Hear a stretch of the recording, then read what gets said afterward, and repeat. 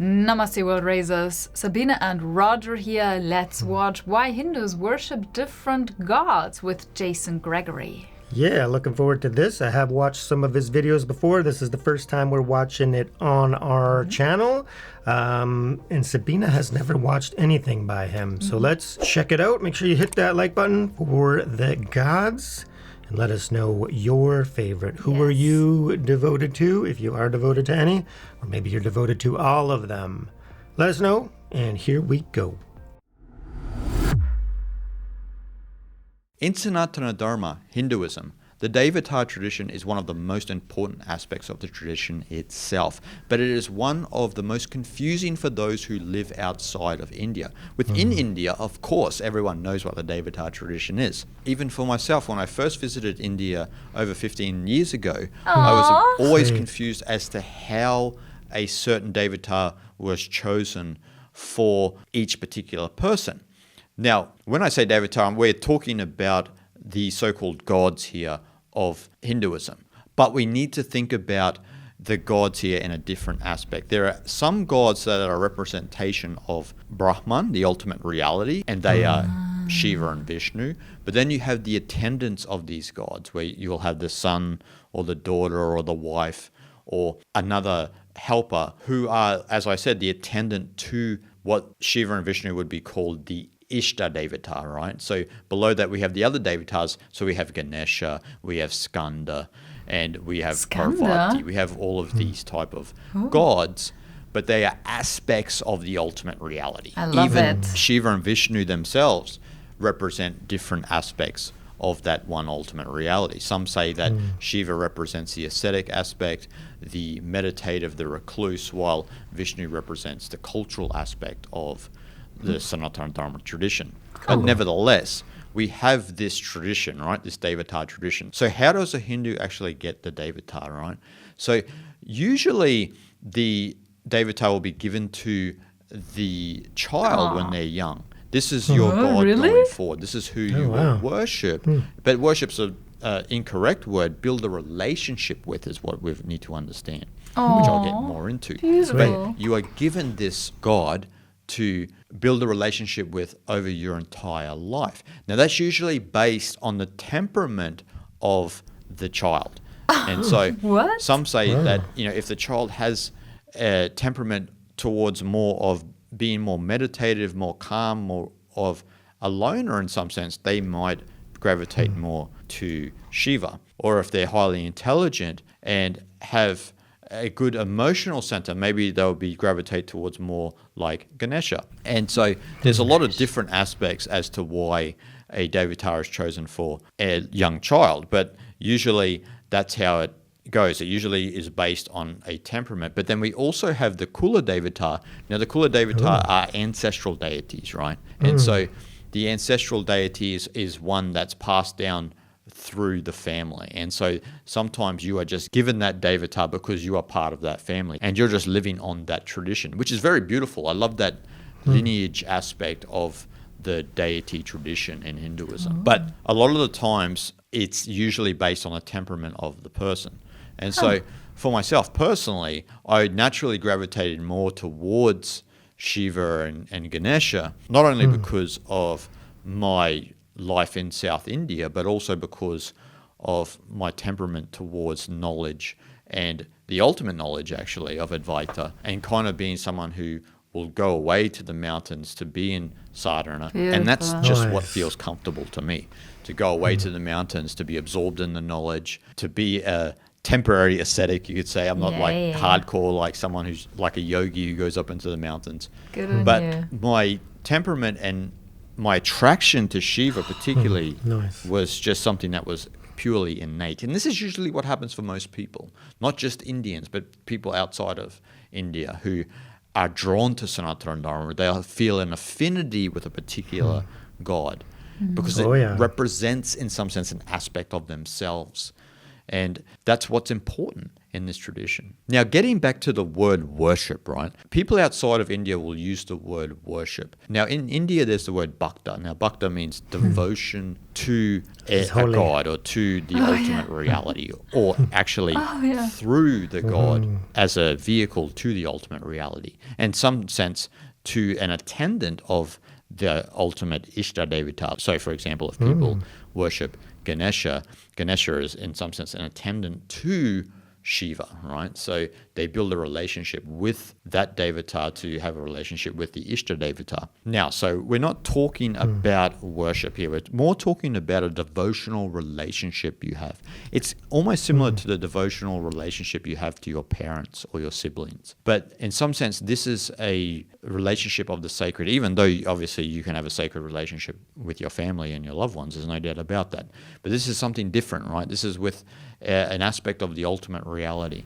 And so what the purpose is here is that when you get whatever Devata it is in your life, you build a relationship with that Devata over your life, and your devotion to that Devata is reciprocated as you move on through your life. For example, if you are authentic to this path and actually in devoting to your life to that Devata, there will be a response through that commitment. And the ultimate purpose of this relationship and being fully committed and earnest to one particular Devata is that it prepares your Jivatman. Now, Jivatman here translated is actually your soul, what we would say soul. Jiva is persona system. Atman is the undifferentiated consciousness that is one with Brahman, the ultimate reality.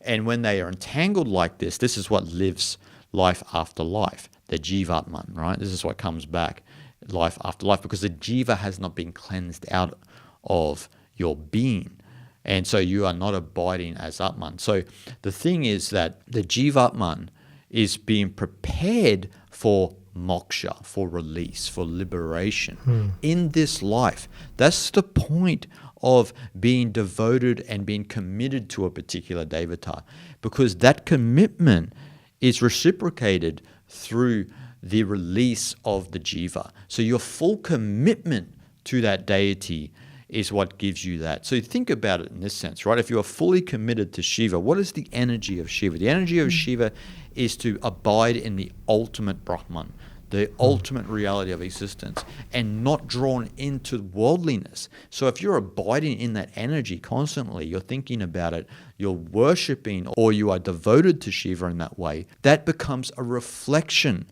of the deity. You become a reflection of the deity. So in building a relationship, you become that reflection, see? That's the point. And so a lot of people get that confused. They don't understand the system well enough.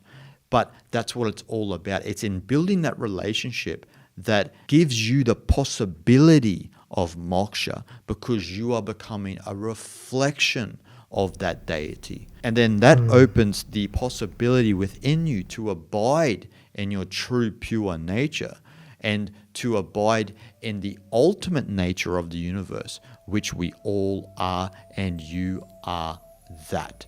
And we experience that through the Devata. Shanti, shanti, shanti. Shanti, shanti, shanti. Deep wisdom for modern living. Awesome. Jason, thank you so much for this video. Yeah, nice. Crystal clear. Love it. Yeah, so good. The one thing, so I knew most of that, other than that it was selected for a child at a young age. So let us know if your family selected, a Devata for you, at a young age. And is that set for life, or can that change, over time as you grow and mature, and then maybe your heart longs for a different connection? But other than that, yeah, I loved what he said. It's not really a worship, right? It's more of, this connection, this bond, this, having the Lord in mind at all times, which is why, like, even, the Hare Krishnas, that's in the teachings, is to constantly have Lord Krishna on your mind, right? Chant the holy names.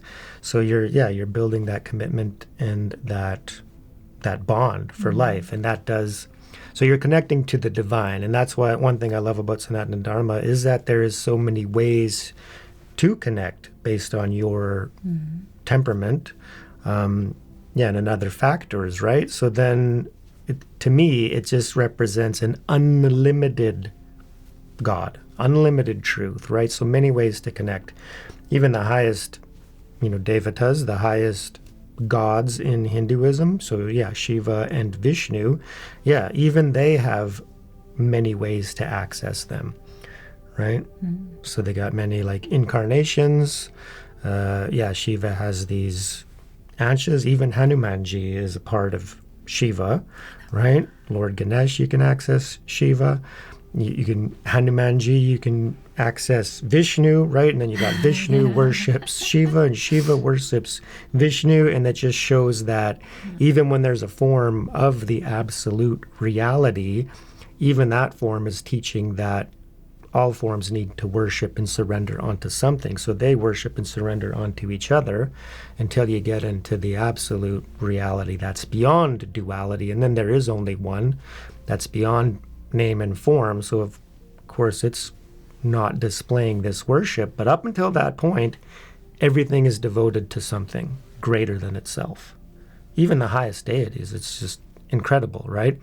So we need that, right? Because when you're trapped in samsara, the cycle of rebirth, and we're trapped in these dualistic, limited bodies, and we perceive ourselves as separate, how do we get out of that? How do we attain moksha, liberation? Well, it's impossible to do it on our own. We need to realize that we're trapped, and then we can seek. And then the greatest opportunity for that is devotion, right? So the bhakti tradition, and then of course there's others, right? But they're all tying into the same thing. You're using your wisdom, your meditation, and your devotion all for the same goal, right? So once you gain the wisdom, then you understand that devotion is important, and then you're on the journey. So for us new Western seekers being drawn into Sanatana Dharma, then it's great. So then we can explore, all the different deities and then connect to one more deeply. And it doesn't even have to be, quote unquote Hindu deities. In my mind, there's deities in all sorts of traditions, even gurus, even enlightened beings, even the Buddha. Christians, if they're pure at heart and they're devoted to Jesus in the same manner that Jason's talking about here, that's also a valid path, as long as you don't get caught up in the idea that your way is the only way, because in my mind that kind of sabotages your journey, which is why Sanatana Dharma, sometimes there is a little bit of bickering, like my God is the best, and that's okay, as long as we're not saying that your God is wrong, right? So for the most part, everything is very, very clear. There's one ultimate reality manifesting as myriad forms, and we have the freedom to choose our path. Or sometimes we're drawn, right? It's like the path is being chosen. We're being guided. We're being led, right, by our deity. Probably a connection from past lifetimes, or even the family deities. So also let me know if your family has a specific devata and if that tradition is prevalent for you. That's exactly what I thought. I thought children will have the same deity as the family. So it's not like different, like you have a Krishna devoted family, and all of a sudden you decide your child is going to focus on Shiva. Yeah. But who knows? Maybe it is like that, or it is in some families like that, and other families like that. And I love the video so much. I don't know, it's just very beautiful. I saw a comment here. I choose Shiva for my inner world and Sri Krishna for my outer world. And I thought that was so beautiful, and it reminded me of the first Hindu deity that I was connected to was Lord Shiva. because at that time I was really into meditation and really attached to the view of a yogi, you know. It's the only way. And then I studied the Bhagavad Gita, and then after the B.R. Chopra Mahabharata, I felt a really strong connection to Lord Krishna, and he is my main focus right now, which also fits more now into my life because I changed, right? I'm not sitting on the cushion so much, etc. So it's more like being active and in the world and performing my duty, which Lord Krishna taught differently than, you know, Lord Shiva. Yeah. So it's like it depends on where you are at in the journey or what you're drawn to in the moment. And so the God that you're connected to most can change, and it doesn't have to clash, or it doesn't have to contradict your path in any way. Yeah, so of course there's that freedom there within Sanatana Dharma. And then, so for me, I have my chosen deity, but at the same time, at certain circumstances, you're going to worship other deities. Like, for example, you know, getting ready for a big challenge, right? Or a hurdle, or you want to be successful in something, then you're going to maybe focus on Lord Ganesh a little bit more, or even Lord Hanumanji, right?